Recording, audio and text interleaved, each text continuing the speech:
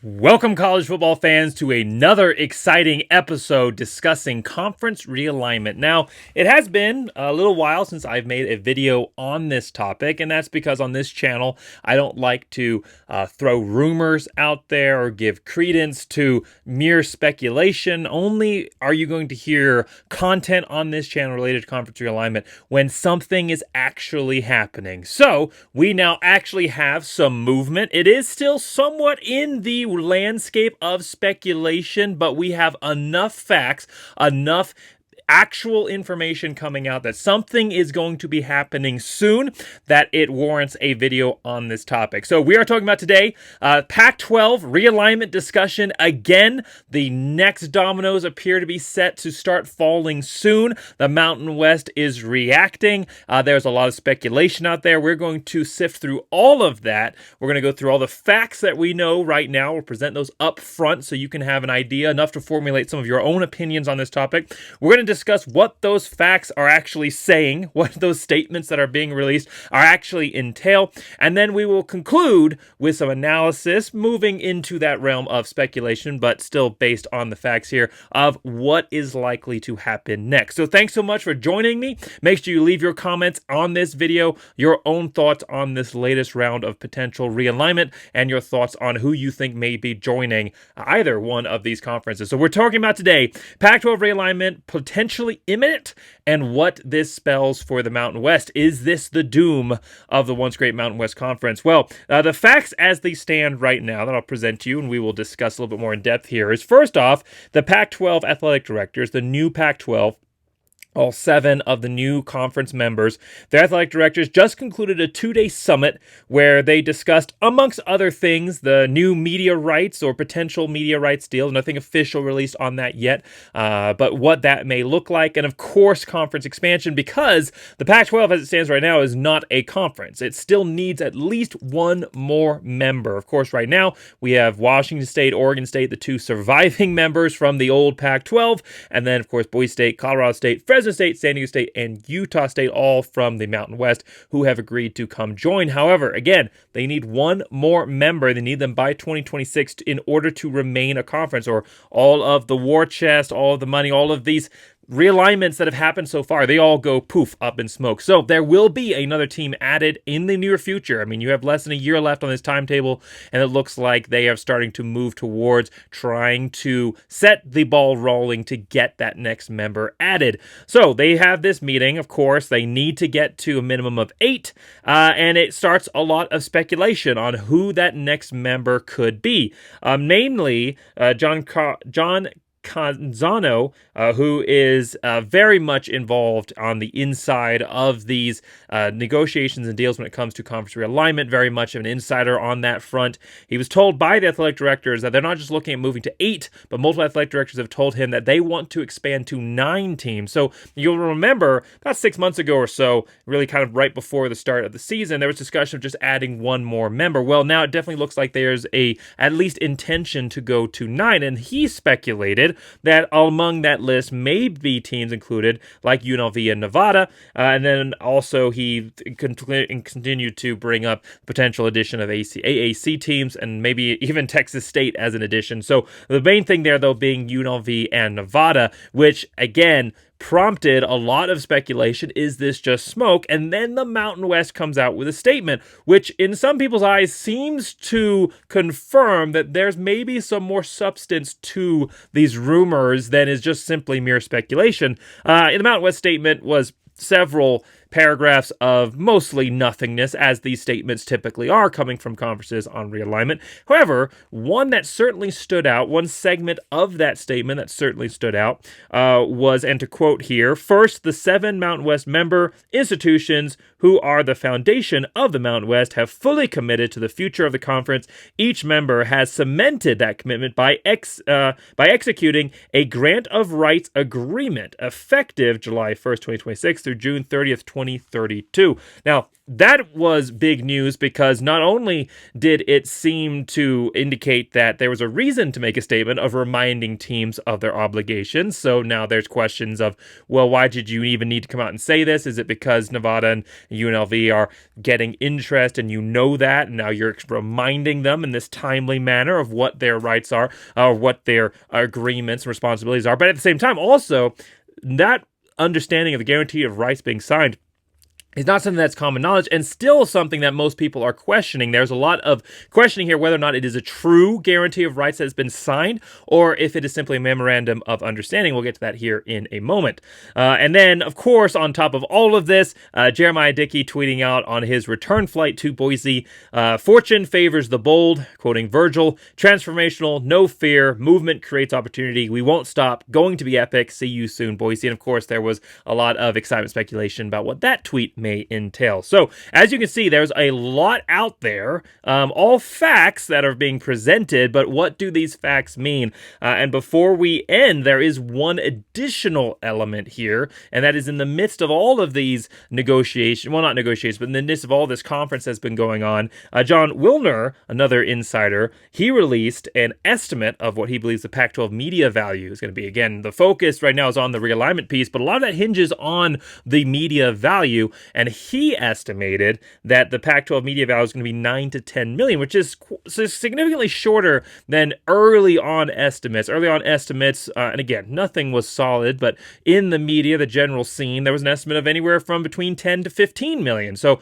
10 was looking to be potentially the low side. Now, just again, based on estimates and nothing official yet, looks to potentially be the high side. And what does this mean? So again, first off, what's really going on? What do these statements indicate? Well, first off, the Pac-12 must expand. We know that. So the Pac-12, the news that the Pac-12 is potentially looking to start that ball rolling is not a surprise. The timing of it potentially is a little bit surprising that it's waited this long.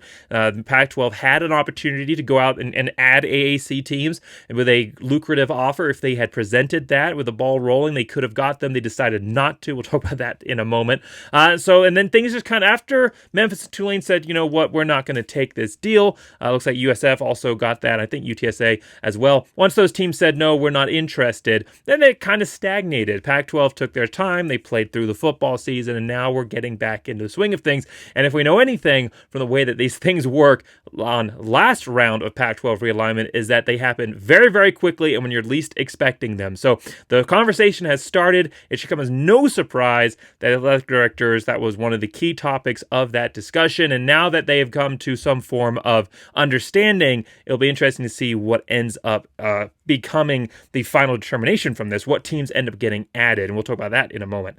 And then going to Jeremiah Dickey's tweet on this, I don't think there's really much to read into it here. I think that anything other than just a understanding that he's excited for the future despite uncertainty. I think that's really what this entails. It should read that nothing is truly certain. I think, again, reading from the Fortune favors the bold here, and the stating that there's no fear indicates there could be a reason for fear, simply that there is uncertain waters ahead. But whatever is going to happen, moving forward boldly is the right option, which is what Boise obviously did by jumping to the Pac-12 to begin with. So I don't think much needs to be read into that. I don't think he's hinting or indicating at that. Fan base does love to dig into that and try to read things that aren't there. I don't think this is one of those situations. However, the big one that is the most controversial is the Mountain West statement. Why did they make this statement? Are they about to lose two of their member institutions? And the biggest thing here is, I don't think that there should be much read into this statement, for the reason that the Mountain West knows that their team, specifically UNLV, but potentially other members of the institution, are ideal candidates for the next round of Pac-12 expansion if the American Athletic Conference is off the table. I mean, there's really not many other places that you can go if you don't go into the American Athletic Conference. Now, you looking at potentially the MAC, I don't think there's much there. Mountain West has already added Northern Illinois. Who you're going to go grab? Toledo or something like that? That's not where this round of expansion is going to be looking at. Conference USA is very slim pickings, and then you're looking at the FCS. Obviously, Sun Belt exists as well, but I think that conference is in too stable a position to be picked over right now. So the Mountain West is obviously geographically and in terms of ideal team candidates right now, especially when you look at UNLV, the most likely option. And so I don't think there's anything strange at all of this timing. Obviously, the Mountain West knew that this discussion was going on of current Mountain West athletic directors who are going to be Pac-12 athletic directors. So I don't think that it's weird at all for the Mountain West to just release a little reminder to their teams before they start potentially getting contacted of what their responsibilities, quote unquote, actually are right now. So again, I don't think that is indicating at all that there's anything solid moving forward right now for, the UNLVs and Nevadas of the world as far as teams that may be added. However, the interesting note, the one that I think caught a lot of people by surprise, was the statement on the guarantee of rights. That, again, if that has actually happened, if the guarantee of rights has actually been signed, that changes everything. That changes everything in this discussion. Because the guarantee of rights, if anyone has followed the realignment discussions with the ACC, you know that the guarantee of rights are almost impossible to get out of. And they can be gotten out of, but they're extremely costly and extremely very, very difficult when it comes to legal stickiness to absolve without major financial penalties. So the guarantee of rights, which in this statement extends to 2032, would pretty much lock off all Mountain West teams from being able to be poached by the Pac-12 for really, anytime soon, which is when the Mountain West needs them. When the Pac-12 needs them, but even going into the future would negate them as potential expansion candidates in what the Pac-12 will be developing itself. By the time they get to 2032, the conference situation, the college football situation is going to be so different anyway. It just takes the Mountain West completely off the table. If they have actually been signed, if all that has been signed, which is what was understood coming into this was the case, which is the memorandum of understanding, the MOUs, that is not the same thing. Now, there is some indication here that Mountain West is potentially indicating that the memorandum of understanding was a understanding that a guarantee of rights would be signed, but not the same thing as signing the guarantee of rights. So more clarification is certainly needed on this front. We definitely need some more information to find out what has happened. However, if they have signed the guarantee of rights, it changes everything on whether or not Mountain West teams could be taken, and we will cover that right here at the end of the video when we get to what is going to happen here next. So more to come on that point. And then the other point here from Sibley Kazano's statements on conference members, I think that this is mostly pure speculation. He doesn't list any sources telling him that UNLV or Nevada are going to be going to the Pac-12. It was really jumped on by some other media outlets, specifically NST, Nevada Sports Network, because obviously they have an interest in this, and I think that they saw this as an opportunity to kind of get the name out there in Nevada and get them into the rumor mill of conference realignment. But nothing here has been stated as pure actual facts that this is going to be happening. I think they're just listing top candidates purely based on speculation. A lot of people are taking it the wrong way and running with it in a direction that was never intended or at least backed up with any kind of actual evidence.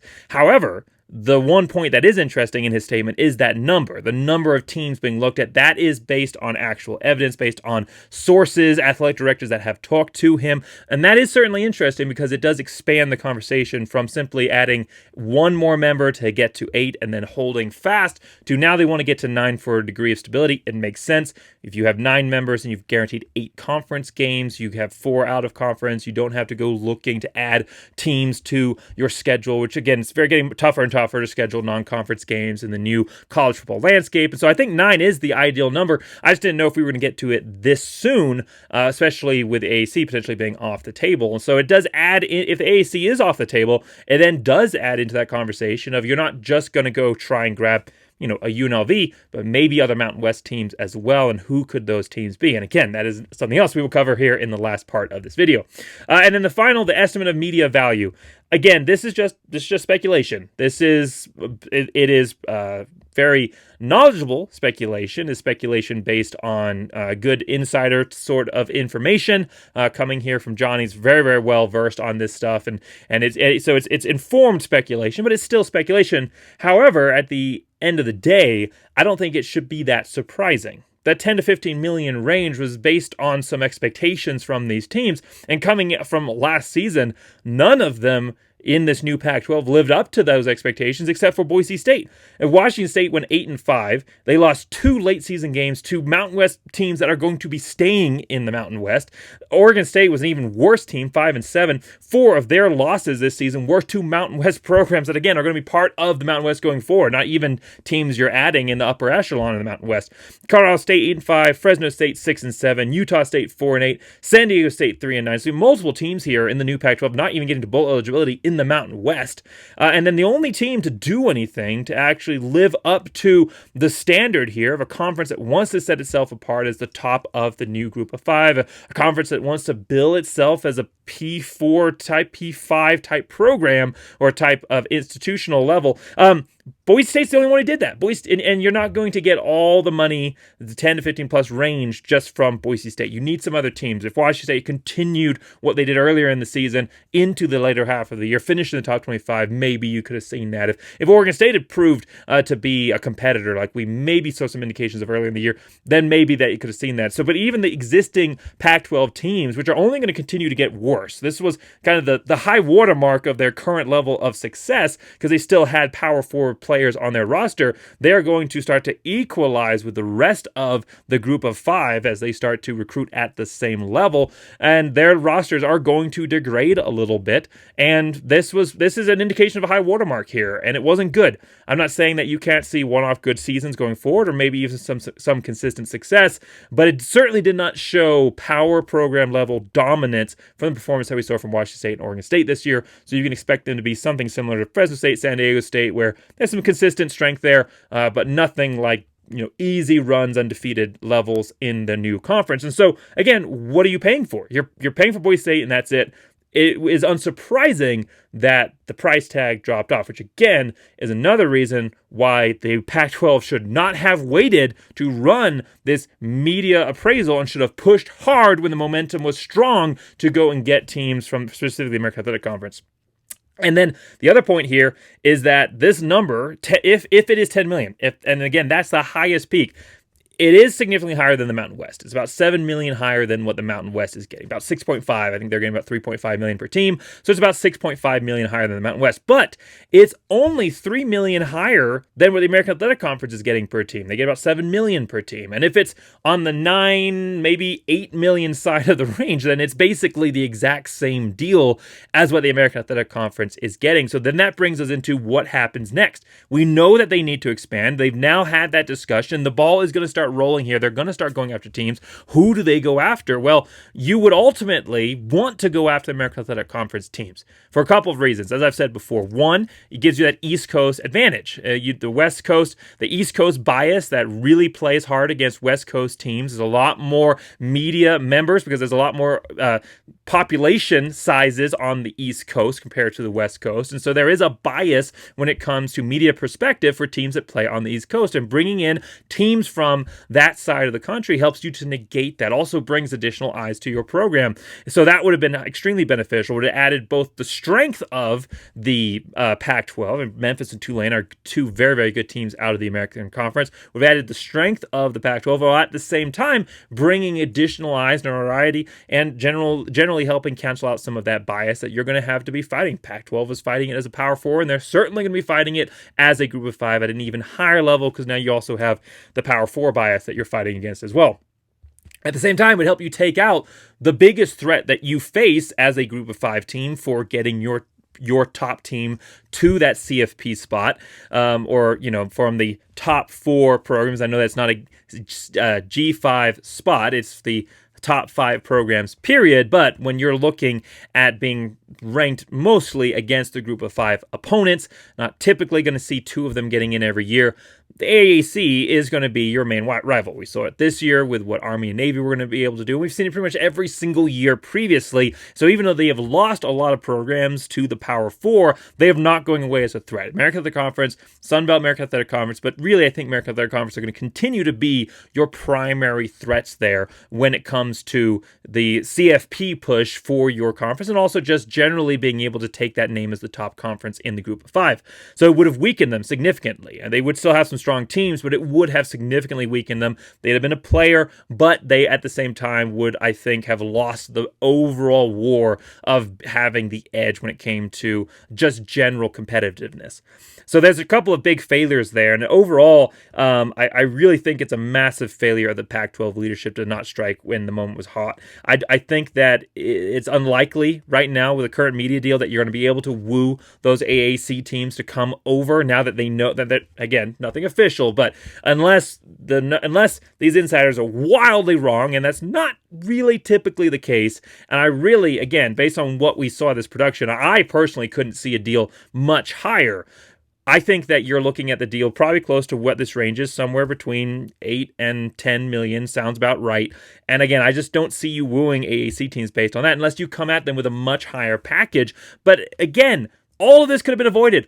All of this could have been avoided if Teresa Gold had not attempted to simply strong-arm the American Athletic Conference teams into joining, had actually pursued them aggressively, given them the respect that they deserved, and attempted to get them into the conference with a package that was viable. From the Memphis athletic director, shortly after they declined, from his statements, he said that they were, first off, just given just hours to accept or reject, no chance to counter their offer. That's really put you in a bad position and gives you a bad taste in your mouth, that bad feeling in a situation that is already very, very uncertain, and you're kind of taking a leap to leave a conference where you have all these regional associations. As again, another point he made was the distance of travel being a major factor. You're taking a risk to go join them, and they try to strong arm you. Why would you accept that? Even if the deal had been a little bit better, and it was a bad deal. They were only offered $2.5 million for their buyout, and they have a $25 million buyout. They would have still owed $23.5 million to leave to join a conference that is, in some argumentation, a similar strength to the American Athletic Conference. It's not so significantly better. It's not a Power 4. And again, Teresa Gold and the other Pac-12 members, not Pac-12 members, but the other people making this decision, acting again with that typical Pac-12 mindset, the ivory tower mindset that, again, somehow so much better and elite and you'd be lucky to join, instead of going out and pursuing this negotiation in a business-like, good faith manner, attempting to strong-arm elitist style, and it didn't work out. And they lost. And there was a lot of indication here. The fan bases wanted to join. You had a lot of positive momentum going. The media was really on your side here. There was a lot of energy going. And if you just offered, not even necessarily to pay the whole buyout, but at least, maybe pay half, it would potentially have been enough. And unfortunately, Teresa Gold and the Pac-12 leadership at the time completely dropping the ball once again in conference realignment here and losing out on this opportunity. And if they are able to bring them in, especially now that you know what the media deal is, then you could have maybe projected something more positive. But now, when you know what the media deal is most likely going to be, at least what is in the air, and again, that's all part of this. This is all part of momentum. Whether it's true or not, that is what's out there. That's what's sitting on the table right now. That's the energy. And in these kind of conference alignment situations, the negative, positive energy, the momentum that you have, it's almost like playing the game itself of football, are very, very important, especially when you come to making big, risky decisions. You don't have that energy or that momentum anymore. You don't have the positive association in the media. And I think that it would cost a lot more for the Pac-12 to try and bring them in if they could. And so I think that option is passing. I think it's still a possibility. I hope and pray that it's still a possibility. That is the ideal solution here for the Pac-12 and for my Boise State Broncos being in the Pac-12. But right now, I think it is moving towards becoming one of the least likely options. And it's really such a shame because this could have been a conference that not only competed at the top of the group of five, but potentially even challenge the construct of Power 4 group of five in general and put itself into that Power 5 or second divisional type format, depending what happens in the future. They really had a chance here, and they totally messed it up. Well, now you come back to the Mountain West. I think that Mountain West is your most ideal option here, going after UNLV and then potentially somebody else. But again, it all hinges on, A, was that guarantee of rights actually signed? Okay, if it was actually signed, that's not the end of the world. If the guarantee rights was actually signed, that itself hinges on a lot of guarantees that Mountain West made to its member institutions as far as maintaining levels of profit regardless of media deals in the future, and guaranteeing levels of financial distribution among members regardless of future media deals, and also one-time checks to UNLV and Hawaii. All of that is off the table. Mountain West doesn't have the money for that if they don't win their court cases. Obviously, right now, the Pac-12, according to agreements that they signed, owes the Pac-12 and their membership institutions owe the Mountain West somewhere in the range of about $115 million plus dollars. It is a massive amount of money from between poaching fees, and then I'm not actually entirely sure if that even accounts for the buyouts. So the buyouts of members leaving plus the poaching fees. I mean, it's $115 million plus, somewhere in that range. Now, multiple court cases going on whether or not Pac-12 actually has to pay that. And I'm not a lawyer, so depending on who you talk to, depending on which camp they're in, really kind of impacts their perspective of where this court case is going to go. There is a possibility that the Pac-12 may win and not have to pay the Mountain West. And if that happens, I mean, Mountain West is in a really, really bad spot. And more than anything, it will likely disavow the guarantee of rights, and then UNLV's free, and anybody else the Mountain West wants to go after. So the Pac-12's future, in a certain sense, and certainly the Mountain West future for sure, hangs in the balance of a couple of court cases right now. We need this. We need this on TV. This could be the off-season drama that keeps us going to the football season. But put this before Judge Judy or something. However, it's going to be very, very interesting to see where this all ends up working itself out. If the guarantee rights was actually signed, now we go to the court cases. So there's a lot of speculation in the air whether or not the Mountain West is actually a viable option for the Pac-12 to pick teams from. If it is a viable option, who do you go after? Well, UNLV obviously is the primary candidate. And then with that need to go to 9, I think you would go grab a second Mountain West team, especially, if guaranteed rights is off the table and you don't owe them any money. Now at that point, you go grab whoever you want to. So teams that have been broached in the conference realignment discussion so far as potential candidates, obviously Nevada from that article that we pointed out earlier, and then New Mexico, Hawaii, and San Jose State have all presented themselves as potential candidates. It's one of the reasons that Hawaii and UNLV were given that lump sum up front to keep them interested. So for me personally, I would rather go after UNLV and New Mexico. I really don't think that UNR offers anything to the conference, whether either in football or really in basketball. I think that Hawaii is not, they occasionally put up a good team in football, not in basketball. They're not even a basketball member of the Mountain West. I think that, they weren't. I think they are now. They became a multi-sport member, but before it was just football. And that shows you the level of competition. The travel costs, the issues with the time zone, and the impact on athletes, it doesn't really outweigh what positives Hawaii does bring. So I think that Hawaii is probably off the table. San Jose State really doesn't give you anything. You're already in the California market, and the San Jose State area is not, San Jose State itself is not going to bring you in the region of the country that it's in. So I think that you're most likely looking at UNLV and New Mexico would be the teams that I would target in that. And I think, especially when you're trying to build up a really, really strong basketball conference, in addition to being strong at football, I think that is where you look as a candidate for being able to elevate potentially both. We saw that New Mexico can be a somewhat solid team with the right coaching staff. So what Bronco Mendenhall was able to do there before he jumped to Utah State. So potentially New Mexico being added here, but really who knows who that second team is. But I think certainly with athletic directors indicating they want to add 9, you would see somebody else in addition to UNLV going if the guarantee rights could be settled. However, there is a time limit on this. Court cases can drag on forever and ever and ever. The Mountain West, they are trying to run out the clock right now on this deal. They are trying to drag their feet as much as possible, extend these drives. A lot of run-heavy plays right now because the Pac-12 doesn't have all the time in the world unless they can get some kind of extension from the NCAA pending litigations here, which is a possibility. But unless they can get that done, they have until 2026. That's it. That's their timetable. That's their limit. So potentially here, whether or not this court case is won by the Pac-12 may not even matter because they may run out of time. So now you switch to the third option here, which is desperation mode. Desperation mode means you go out and grab whoever you can with a pulse to be that 8th member of your conference. AAC, like off the table. Same with Sun Belt. Probably the MAC. You could probably maybe you could go grab a team from the MAC. I don't know how much interest there would be. Who saw Northern Illinois join the Mountain West? So really, who knows in that region? But I don't think it would make a ton of sense to go out into the MAC. There's not a lot of teams that would really be worth it. I think there's some FCS teams that would be better than going out and grabbing MAC teams right now. So now you're looking at, Conference USA or FCS opponents. Texas State has been floated as a possibility. They were offered by Mountain West and they said no to the Mountain West, or at least for now they said no. So potentially that means that maybe they have some thoughts that the Pac-12 may come asking, and they potentially might, depending on how everything goes here with the Mountain West.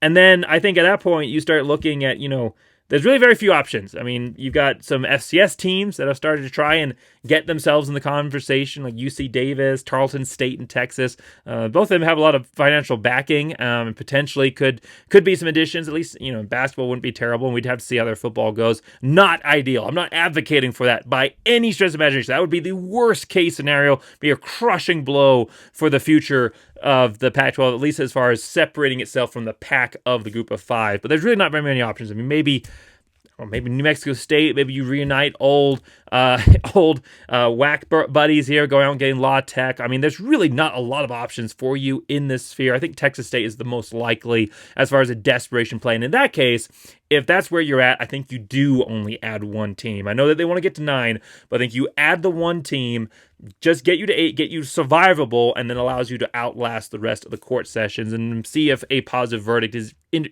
rendered your way, and then you can go out and grab, UNLV or something like that. So that's where we're at. The facts at the beginning, the reasoning for that, and then again ending on somewhat level of speculation, as conference realignment is largely going to be. However, a lot of excitement. No matter what happens, something is going to happen here in the next year, but I think a lot quicker than that, with the momentum, the energy, with the news releases that are coming out right now, and especially coming out of that summit. I think everything is in place for something to happen in the very, very near future. I think this is going to be a very, very exciting offseason for college football, just like it was last year. Maybe in some cases even more exciting than the season itself, depending on which fan base you're a part of. So there's going to be a lot to talk about on this. Again, I will make a video anytime there's actually something to say on this matter. So depending on how things go, we may see a lot of conference realignment videos coming out of this channel, or we may take a little break here and just talk about general getting ready for the college football 2025 season from a Boise State, Mountain West, West Coast perspective. Either way, if any of that is interesting to you, please make sure that you like and subscribe. Again, it's a Boise State heavy channel, but anytime there's anything relevant in the world of college football, specifically related to the West Coast and conference realignment in general, I'm going to put something out. So thanks so much for watching. Make sure you like, subscribe. Let me know your thoughts in the comments below on this topic. And as always, thanks so much for being here. Go Big Blue!